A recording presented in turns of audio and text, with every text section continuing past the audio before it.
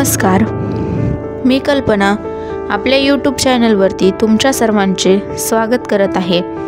आजच्या या व्हिडिओमध्ये मी तुम्हाला महिलांच्या बर्बादीचे 7 कारणे सांगणार आहे।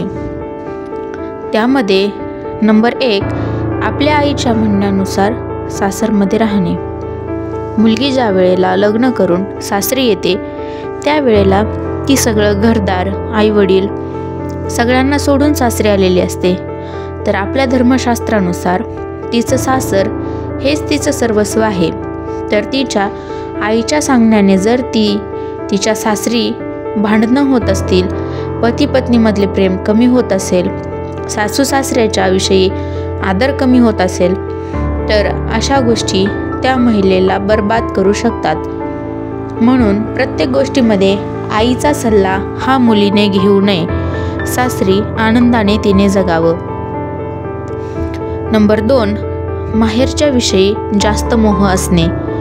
लग्न झाल्यानंतरही काही मुलींना फक्त त्यांच्या माहेरची ओढ असते, फक्त माहेरच्या लोकांविषयी प्रेम। सासरी काय चालले याचं काहीही देणं घेणं नसतं। त्यांच्याविषयी आपुलकी, प्रेम तिच्या मनामध्ये राहत नाही। तर हे कारण तिच्या बर्बादीचं होऊ शकतं। नंबर 3, कोणत्याही दुसऱ्या बायकांचा सल्ला घेणे। आपण पाहतो की गावाकडे असो किंवा शहरामध्ये असो, दुसऱ्या शेजारच्या बायका असतात, त्यांना तुमच्या घरामध्ये डोंकवण्याची फार सवय असते। तुमच्या घरात जर चांगलं चाललेलं असेल तर ते मुद्दामून तुम्हाला काहीतरी सल्ला देऊन चांगलं चाललेलं घर कसं फोडता येईल याचा विचार करत असतात। म्हणून आपण किती बाहेरच्या बायकांचं ऐकायचं हे आपण ठरवलं पाहिजे। जर जास्त आपण ऐकू आणि त्यांच्या म्हणण्यानुसार आपल्या घरामध्ये वागू तर आपलं घर फुटेल आणि तुम्ही पण बर्बाद होता।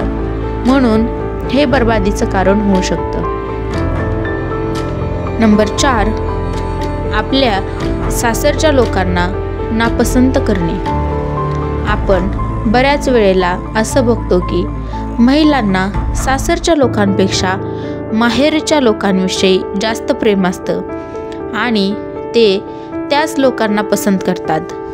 तर या गोष्टीने तुमच्या सासरचे लोक तुमच्यावर नाराज होऊ शकतात। म्हणून माहेरपेक्षा सासरच्या लोकांनाच अधिक आपण पसंत केलं पाहिजे। नाही केलं तर आपलं जीवन बर्बाद होऊ शकतं।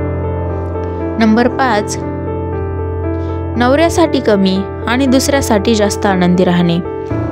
काही महिला अशा असतात की ज्या नवऱ्यासमोर असला की त्याला नीट बोलत नाहीत, त्याच्यासमोर आनंदी राहत नाहीत, पण नवरा गेल्यानंतर, इतर लोक आल्यानंतर त्यांच्याबरोबर त्या आनंदी राहतात। तर आपलं शास्त्र असं सांगतं की त्या नवऱ्याचं मन पत्नीने सांभाळलं पाहिजे, त्याच्यासमोर आनंदानं राहिलं पाहिजे, त्याला आपल्या वागण्याने आनंद होईल अशी आपली क्रिया असली पाहिजे। जर तसं नसेल तर त्या स्त्रीचे जीवन हे बर्बाद होईल। नंबर 6, कोणत्याही बाहेरून ऐकलेल्या गोष्टीवर विश्वास ठेवून आपल्या नवऱ्यासोबत भांडण करणे। तुमचं चांगलं चाललेलं जीवन आणि तुमचं चांगलं चाललेलं वैवाहिक आयुष्य अनेक लोकांना ते देखवत नाही। तर अनेक लोक तुमच्यामध्ये भांडणं व्हावीत, तुमचा संसार उद्ध्वस्त व्हावा यासाठी प्रयत्न करत असतात आणि मुद्दामून तुम्हाला काहीतरी तुमच्या नवऱ्याविषयी सांगत असतात। म्हणून इतर वाईट सांगणाऱ्या लोकांकडे आपण लक्ष नाही दिलं पाहिजे। त्यांच्याकडे लक्ष जर दिलं आणि त्या सांगतील तसं जर आपण वागलो आणि आपल्या नवऱ्याबरोबर जर आपण भांडण केले तर आपलं जीवन बर्बाद होईल, आपलं घर उद्ध्वस्त होईल। म्हणून या गोष्टीचा आपण विचार केला पाहिजे। नंबर 7, आपल्या माहेरामध्ये आपल्या नवऱ्याविषयी वाईट बोलणे। आपण पाहतो की अनेक स्त्रियांना, मुलींना आपल्या नवऱ्याविषयी माहेरी सांगण्याची सवय असते।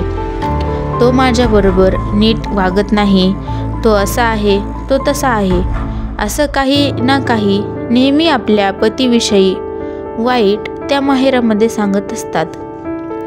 तर आपल्या नवऱ्याला दुसऱ्यासमोर आपण अपशब्द बोलणे हे पण घातक आहे.